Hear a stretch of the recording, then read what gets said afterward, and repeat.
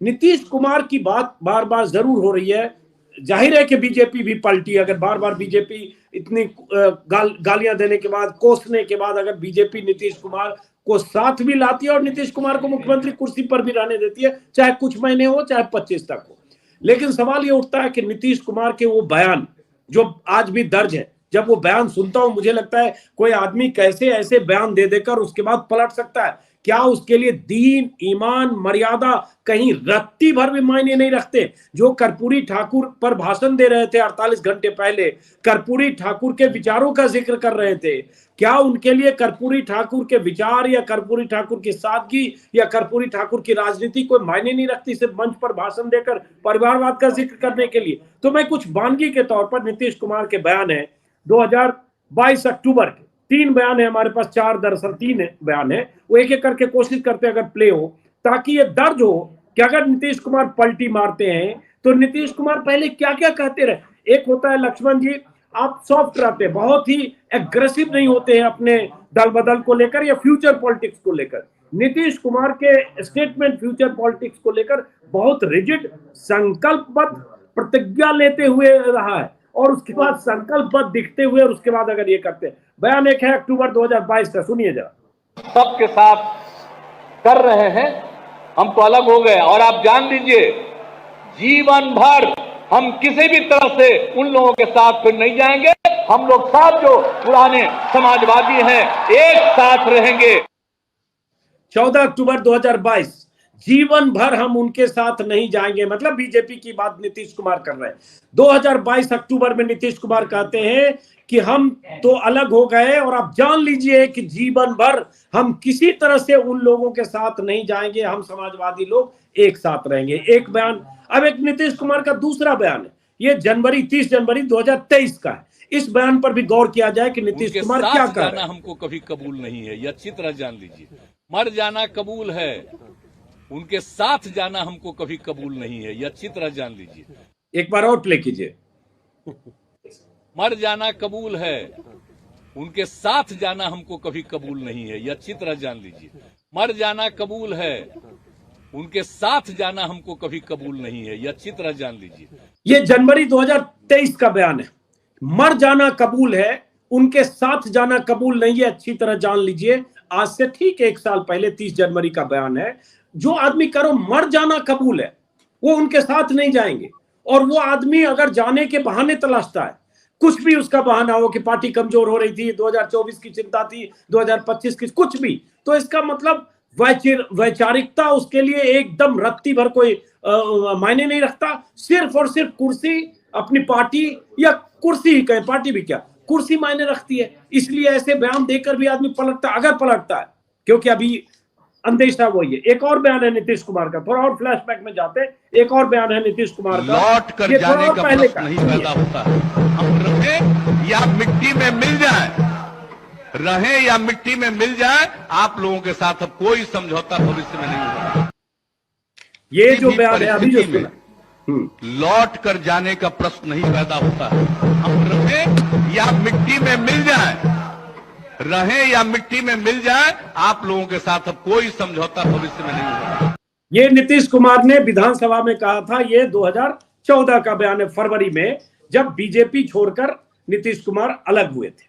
और उसके बाद ये रहे या मिट्टी में मिल जाए, आप लोगों के साथ भविष्य में कोई समझौता नहीं होगा। अरे इतना बड़ा बयान ऑन रिकॉर्ड बहुत सारे नेताओं के नहीं है। दल बदल, पार्टी बदल, समझौता करना बहुत लोगों ने किया, लेकिन ऑन रिकॉर्ड बार बार मिट्टी में मिल जाएंगे, मर जाएंगे, लेकिन ये नहीं होगा। और बार बार तो ये बयान दिया 2014 में, मिट्टी में मिल जाएंगे लेकिन आपके साथ समझौता नहीं होगा, और 2017 में आरजेडी के साथ छोड़कर बीजेपी में चले गए। और जब फिर वापस आरजेडी के साथ आ गए बीजेपी को छोड़कर, उसके बाद फिर बयान दे रहे हैं कि मर जाना कबूल है लेकिन आपके साथ जाना कबूल नहीं। तो अभी नीतीश कुमार के इन बयानों के संदर्भ में नीतीश कुमार को कैसे समझा जाए, कैसे व्याख्या करें लक्ष्मण यादव जी? जी, मैं तो एक बात कह रहा हूं कि जब ये दूसरा बयान आप चला रहे थे, तो जब उन्होंने कहा कि मर जाएंगे लेकिन उनके साथ नहीं जाएंगे, तो विजय चौधरी जी बहुत तेज हंसे। तो विजय चौधरी को मुझे लगता है कि पूरा अंदाजा था कि नीतीश जी जो बोलते हैं उसकी हकीकत कुछ और होती है, और ये देखिए ना पीछे सबसे दोनों विजय चौधरी भी है, इधर अशोक चौधरी भी है, तेजस्वी यादव भी है, तेजस्वी यादव भी खड़े। हाँ, ये एक बात है। नहीं, मेरा इस पूरे पहलू पर कहना यही है कि नीतीश कुमार असल में एक ऐसे नेता हैं जिन्होंने मतलब आपने शायद इंट्रो में ही अजीता वो बातें स्पष्ट कर दी हैं, चाहे वो जनता दल से अलग होना हो, फिर समता पार्टी बनाना हो, फिर जॉर्ज फर्नांडीज को कैसे उन्होंने किनारे किया, कमजोर किया, शरद यादव कहीं के नहीं रहे, अंतिम दिनों में उतना कमजोर किया गया, और जो जो उन्होंने किया। मैं फिर भी कहता हूं, एक दो चीजों पे हम नीतीश कुमार की तारीफ करते हैं कि वो सांप्रदायिकता और तमाम चीजों के सामने खड़े रहे, बहुत विनम्र भाषा बोलते थे, लेकिन जब जब मौका मिला तो उन्होंने उन्हीं ताकतों को बिहार में मजबूत कर दिया जो बिहार में अगर ये साथ न देते तो शायद वो मजबूत नहीं हो पाती, इतनी मजबूत नहीं हो पाती। तो इस पहलू से देखें तो अब मुझे लगता है ये अंतिम चाल है जो ये चलना चाह रहे हैं।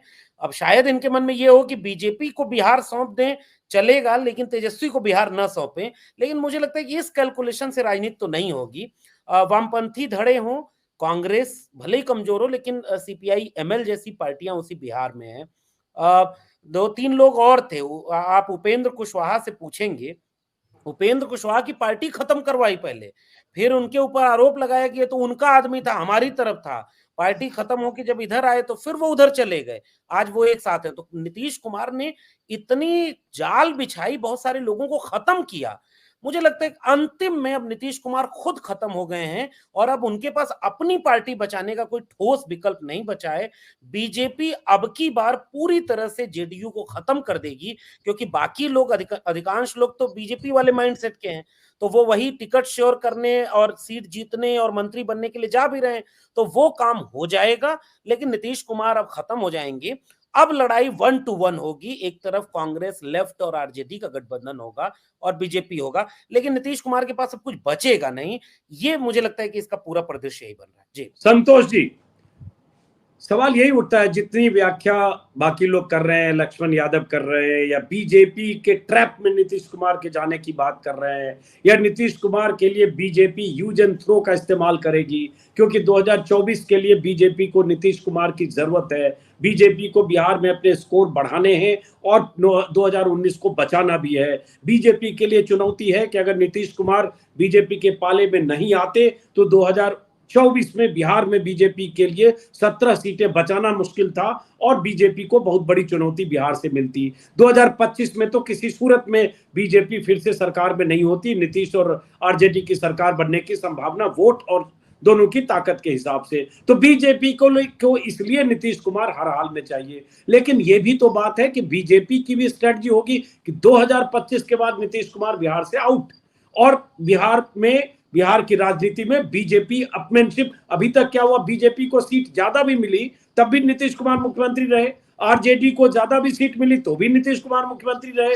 अभी भी आरजेडी से तो बहुत सीट ज्यादा फर्क है, कहां 43-44 सीटों वाली पार्टी, तब भी नीतीश कुमार मुख्यमंत्री रहे। तो ये बात नीतीश कुमार को समझ में नहीं आ रही है, या नीतीश कुमार की कुछ ऐसी डील है जिसको हम लोग नहीं समझ पा रहे हैं?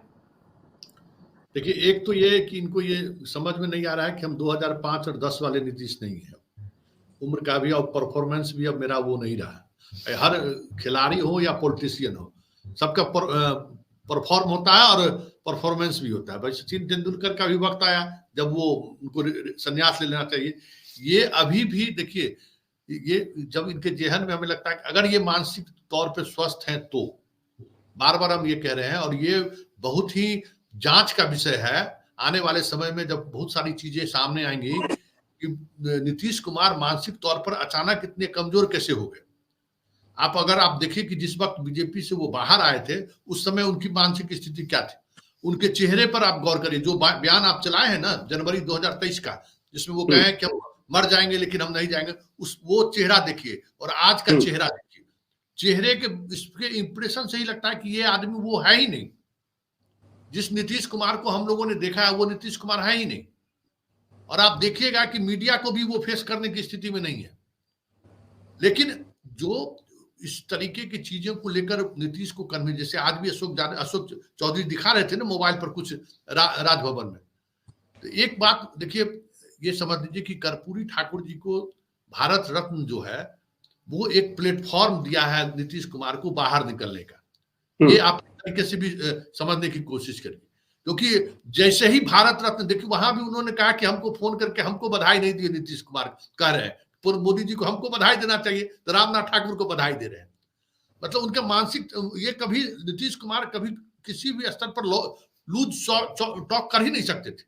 नहीं, वही नीतीश, देखिए वो तो जब विधानसभा में नीतीश कुमार ने सेक्स एजुकेशन की व्याख्या जिस ढंग से की, बहुत ही अश्लील ढंग से, उसी दिन मैं चौंक गया कि नीतीश कुमार को हो क्या गया कि विधानसभा में एक 72 साल के सीजन पॉलिटिशियन जिनका 5 दशकों का राजनीतिक तजुर्बा है, जो अपने बोलने के लिए तोड़ मोल के सधे हुए ढंग से बोलने के लिए अपनी जिनकी छवि है, भले दल बदल पाला बदल जो भी किया, वो ऐसे कैसे बोल रहे हैं। और उसके बाद कई घटनाएं हुई, लोग बोलते हैं कि अशोक चौधरी के पिता का निधन हुआ, फूल माला श्रद्धांजलि उनको देनी थी, अशोक चौधरी कोई फूल उनके माथे पर फूल चढ़ा दिया। और भी कई घटनाएं इस तरह की किस्से कहानियां लोग बोलते हैं। किसी ने कल परसों में देख रहा था, किसी वीडियो में कोई जगदीश प्रसाद थे स्वास्थ्य विभाग के डायरेक्टर, उनका एक बयान था, वो कह रहे थे कहीं कुछ ऐसी खबर थी कि भाई कभी किसी मीटिंग में या कहीं थे, मीटिंग में बैठे हुए, वहां कह रहे थे होम मिनिस्टर को बुलाओ, होम मिनिस्टर को बुलाओ, तो बताया गया होम मिनिस्टर तो आप ही हैं मुख्यमंत्री के नाते। तो ऐसी कई चीजें लोग बता रहे हैं। अब ये उनकी मानसिक अवस्था है, भूल जाना है, क्या है, इसके बारे में हम लोग कोई टिप्पणी नहीं कर सकते।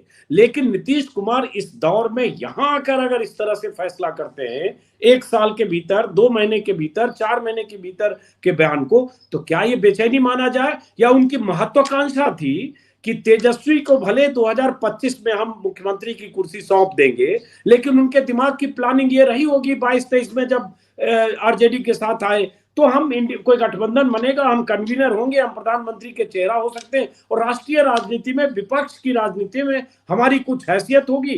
वो हैसियत उन्हें नहीं मिली, या कन्वीनर भी नहीं बने, या उन्हें लगा नहीं कि हाँ कुछ होने जा रहा है, इसलिए लगा चलो वापस चलो।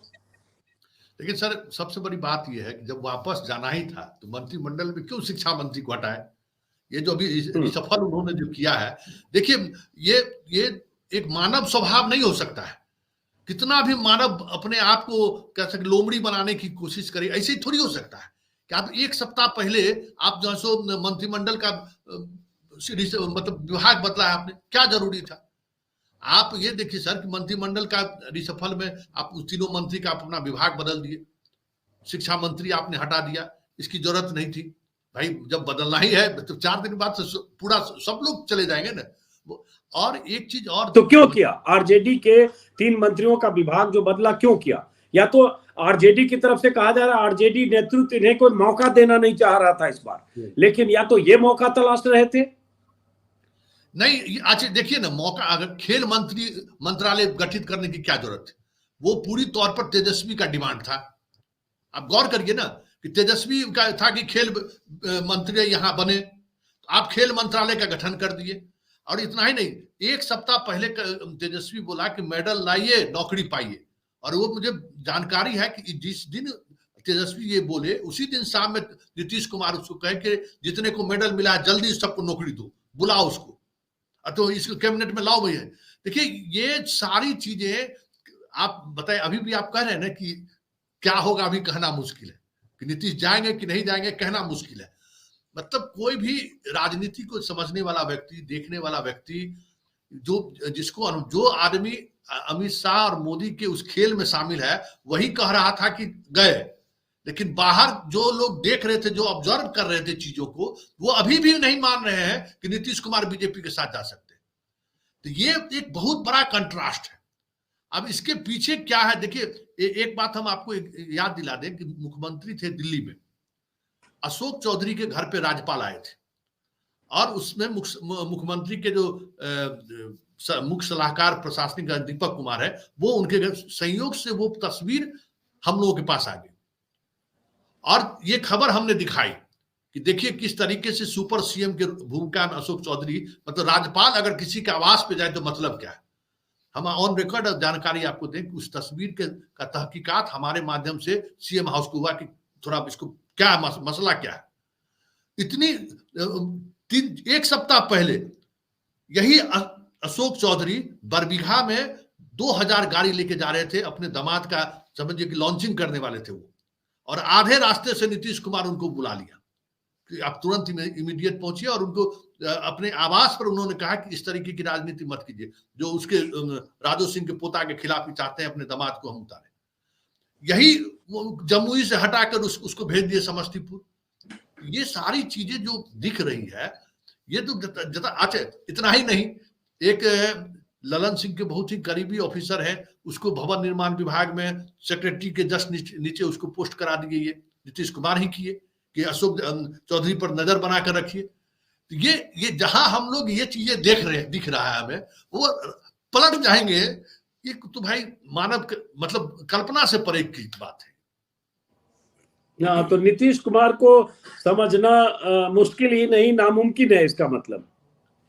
भाई वो सब बयान हम सुन लेंगे, वो बयान अगर हम सुनेंगे मिट्टी में मिल जाएंगे, लेकिन हम बीजेपी में नहीं जाएंगे और उसके बाद बीजेपी के साथ चले जाएंगे, फिर उसके बाद आरजेडी के साथ आ जाएंगे और फिर बयान देंगे कि हम मरना कबूल है लेकिन बीजेपी के साथ नहीं जाएंगे, तो लगेगा भैया एक बार मिट्टी में मिलने की बात जो आदमी कर रहा है उसके बाद चला गया। लेकिन इस बार वो आदमी कह रहा है कि मरना कबूल है लेकिन नहीं जाएंगे, तो चलिए एक बार गफलत हो गई, इस बार तो वो आदमी नहीं जाएगा या बीजेपी के साथ साझा कुछ भी नहीं करेगा। लेकिन फिर भी वही बात अगर हो जाती है तब तो क्या कहें भैया। कुछ कहने की जरूरत नहीं है सर, इंतजार कीजिए, पता चला आपको किसी दिन सुबह वो लालू जी के आवास पर चले गए। अब हाँ, ये आप गौर करिएगा, किसी दिन पता चला कि लालू जी के आवास पर, 10 दिन बाद पता चला कि लालू जी के आवास पर बैठ के चूरा नहीं खा रहे हो।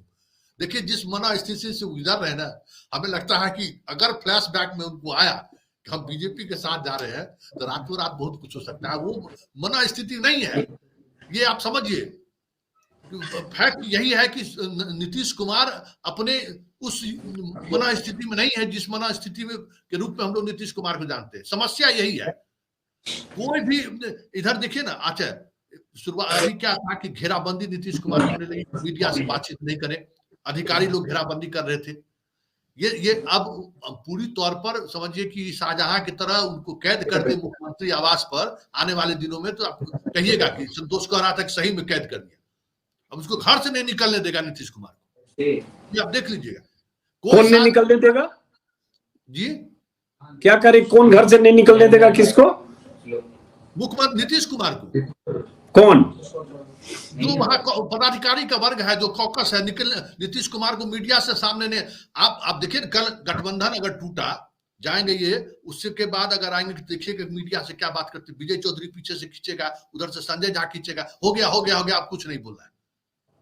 ये नीतीश कुमार के सामने में किसी की हैसियत नहीं थी कि प्रेस को ब्रीफ करे और कोई पीछे से टोके कि नहीं बस हो गया हो गया। तो आप समझ सकते कि नीतीश कुमार क्या है। हो सकता है फिर दवा खिला के लावे और बाबा मुनि की तरह कहे हाँ अब हम जा रहे हैं, कह के चुपचाप चल जाए मुख्यमंत्री।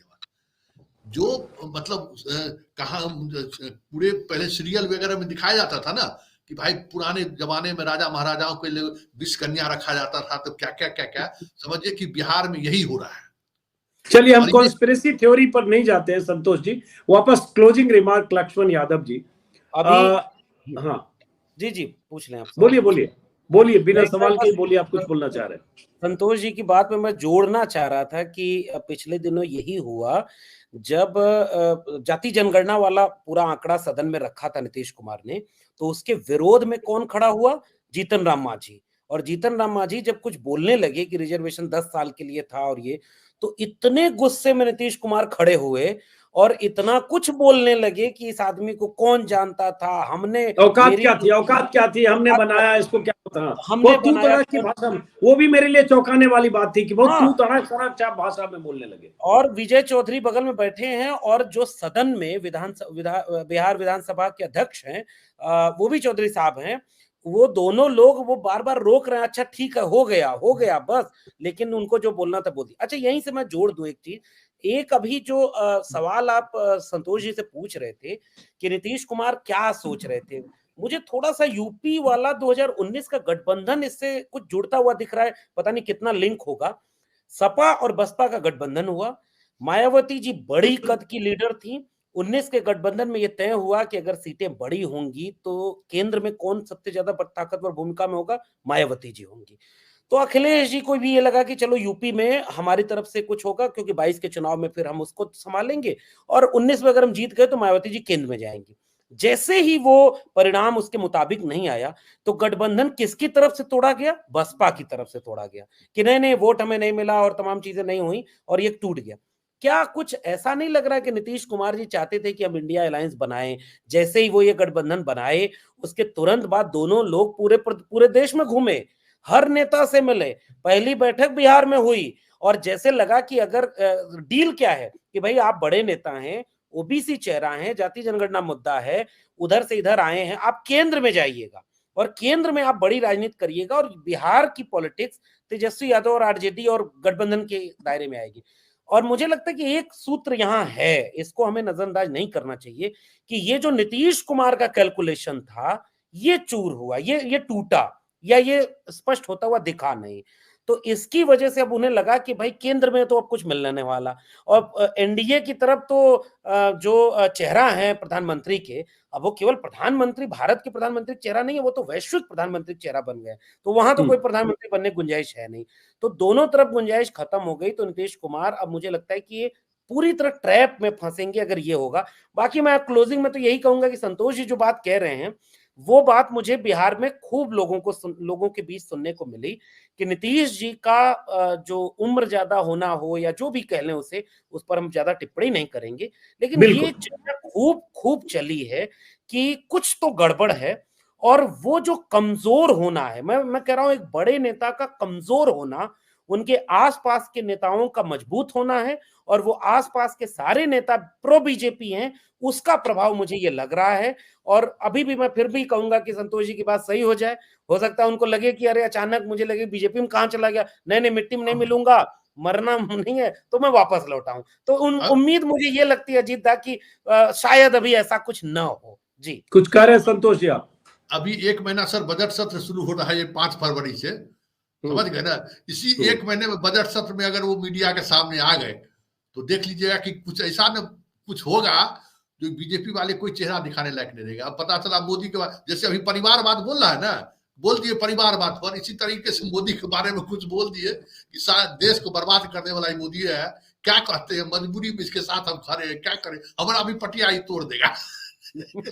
नहीं, उन्होंने भारत जलाओ पार्टी तक कह दिया था। हाँ, भारत जलाओ पार्टी, सही बात है।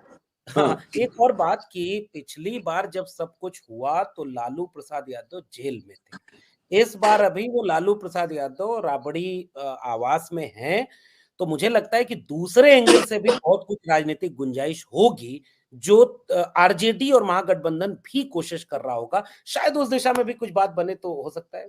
जी अच्छा, मैं क्लोज करने से पहले एक बार फिर से राउंड अप पूरा, क्योंकि हम सब लोग जो बात कर रहे हैं चैनलों पर तो लगातार खबरें, हम लोग भी जो बात कर रहे हैं उसके आधार जो पटना में लोग बता रहे हैं, जो जर्नलिस्ट हैं जिन्हें लग रहा है कि ये सब कुछ फाइनल हो गया या डील हो गई, बस कुछ वक्त बाकी है, 1 दिन या 2 दिन, उसके आधार पर जो जानकारियां मिल रही है। लेकिन कुछ बयान है जिसके आधार पर लगता है कि नहीं कुछ तो कुछ तय हो गया। शुरू में जो मैंने बाइट सुनाई मनोज झा की, अपने सहयोगियों को बोलूंगा थोड़ा अलर्ट रहे, मनोज झा की, क्योंकि हमने वहां से क्यों लिया कि जब आरजेडी के सांसद अगर ये कहते हैं मनोज झा कि जो गठबंधन के हमारे माननीय नीतीश कुमार जी से ही आग्रह कर सकते हैं, जिम्मेदारी है कि शाम तक कंफ्यूजन दूर करें, तो शाम के बाद अब रात हो गई, जब हम अभी बात कर रहे 9:05 लगभग है, नीतीश कुमार की तरफ से कंफ्यूजन दूर नहीं किया गया। इसका मतलब आरजेडी ने कहा कि आप कंफ्यूजन दूर कीजिए, नीतीश कुमार की तरफ से कुछ बयान नहीं आया, इसका मतलब डील तो कुछ हो गई है, बस इंतजार करें। तो इसलिए मनोज झा का बयान फिर से एक बार चाहता हूं, क्लोज करने से पहले वो बयान सुनाओ। आग्रह कर सकते हैं कि शाम तक इस कंफ्यूजन को दूर कर दें। ये जो गठबंधन को लेकर संशय बना हुआ है जिससे कि आम जनजीवन भी प्रभावित हो रहा है, तो गठबंधन के मुखिया माननीय नीतीश कुमार जी से ही आग्रह कर सकते हैं कि शाम तक इस कंफ्यूजन को दूर कर दें। ये जो गठबंधन को लेकर संशय बना हुआ है जिससे कि आम जनजीवन भी प्रभावित हो रहा है। ये मनोज झा का बयान कि संशय जो बना हुआ है इस कंफ्यूजन को दूर कर दे जिससे कि आम जनजीवन प्रभावित हो रहा है। ये कंफ्यूजन नीतीश कुमार की तरफ से दूर कुछ किया नहीं गया, पता चल रहा है कल बैठकों का दौर है। अब एक तरफ से ये व्याख्या कि नीतीश कुमार पलटू राम है, 7वीं बार पलटी मारेंगे, बीजेपी के साथ मर जाऊंगा, मिट जाऊंगा, नहीं जाऊंगा कहने वाले नीतीश कुमार फिर बीजेपी के साथ जा सकते हैं। दूसरी तरफ बीजेपी है जो 400 पार का आंकड़ा देती है, नारा देती है, अपने दम पर कहती है हम सरकार बनाएंगे और 40 सीट बीजेपी में जीतेंगे, जिसके मुखिया बिहार के जो प्रदेश अध्यक्ष कहते हैं ये जो मुरेठा साफा बांधा है ये तभी खोलूंगा जब नीतीश कुमार सत्ता से बाहर जाएंगे, भ्रष्टाचारी हैं और जंगल राज वाले राज्य के मुख्यमंत्री हैं या सरकार के मुख्यमंत्री हैं। उस पार्टी के अमित शाह क्या कह रहे थे वो बयान भी एक बार मैं चाहता हूं, शुरू में ठीक से नहीं चला, वो बयान भी एक बार अप्रैल 2023 सुनिए। स्पष्ट कर देता हूं, किसी के मन में ये संशय हो कि चुनाव के परिणामों के बाद नीतीश बाबू को फिर से भाजपा एनडीए में लेगी, तो मैं बिहार की जनता को स्पष्ट कह देना चाहता हूं और लल्लन बाबू को भी स्पष्ट कहना चाहता हूं, आप लोगों के लिए भाजपा के दरवाजे हमेशा के लिए बंद हो चुके बंद है। एकदम फिल्मी डायलॉग की तरह अमित शाह बोले, लल्लन बाबू को भी कह देता हूं आप लोगों के लिए भाजपा के दरवाजे हमेशा के लिए बंद है। भाई इस गर्जना के साथ अगर अमित शाह कहते हैं अप्रैल 2023 में कि चुनाव के बाद अगर चाहते हैं ले लेंगे, तो चुनाव के पहले अगर जा रहे हैं तो इसका क्या मतलब है? तो ये बयान भी, और उसके बाद नीतीश कुमार का तो बयान मैंने आपको दिखाया ही, मर जाऊंगा, मिट जाऊंगा, बीजेपी के साथ नहीं जाऊंगा। लेकिन अगर बीजेपी के साथ जाते हैं, जाते जाते एक बयान नीतीश कुमार का फिर से, वो भी सुनते जाए। मर जाना कबूल है, उनके साथ जाना हमको कभी कबूल नहीं है, ये अच्छी तरह जान लीजिए। मर जाना कबूल है, उनके साथ जाना हमको कभी कबूल नहीं है, ये अच्छी तरह जान लीजिए। अच्छी तरह जान लीजिए, मर जाना कबूल है, उनके साथ जाना कबूल नहीं। तो ये किस तरह की राजनीति है आप खुद तय करिए। एक कह रहा है कि किसी सूरत में दरवाजे नहीं खोलेंगे, बीजेपी कह रही है, बीजेपी के नेता नीतीश कुमार कह रहे हैं मर जाना कबूल है, साथ जाना नहीं। और एक और बयान, जीवन भर हम किसी तरह से बीजेपी में फिर नहीं जाएंगे, ये बयान भी नीतीश कुमार का। एक बार फिर इसको भी प्ले करते हैं आप। जिस तरह से वो बाकी सबके साथ कर रहे हैं हम तो अलग हो गए, और आप जान लीजिए जीवन भर हम किसी भी तरह से उन लोगों के साथ फिर नहीं जाएंगे। हम लोग सब जो पुराने समाजवादी हैं एक साथ रहेंगे। जीवन भर हम उन लोगों के साथ नहीं जाएंगे, हम सब लोग समाजवादी एक साथ रहेंगे। लेकिन उसके बाद नीतीश कुमार उन लोगों के साथ अगर जाने की तैयारी कर रहे हैं, डील फाइनल है, तो आप सोचिएगा कि देश में कैसी राजनीति है। फिलहाल 2.5 महीने बाद चुनाव है। आप दोनों मेहमानों का बहुत बहुत शुक्रिया, लक्ष्मण यादव जी, संतोष जी, बहुत बहुत शुक्रिया। मुलाकात होती रहेगी, चुनाव के पहले भी बहुत तरह की सरगर्मियां होगी और हो सकता है हमारी मुलाकात बार बार हो। और दर्शकों का शुक्रिया जो लगातार हमारे YouTube चैनल को देख रहे थे। नमस्कार। नमस्कार।